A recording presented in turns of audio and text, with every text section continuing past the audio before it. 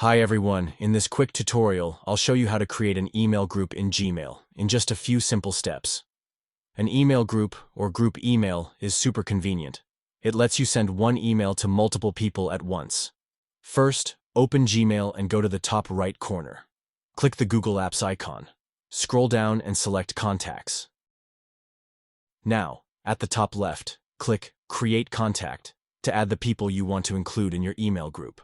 Once you've added all the contacts, it's time to create the group. Go through your contact list and select the people you want in the group. Then, at the top, click Manage Labels and choose Create Label. Give your group a name. For example, I'll call it How to Expert, and click Save. Now go back to Gmail. Refresh the page if needed. Click Compose in the top left.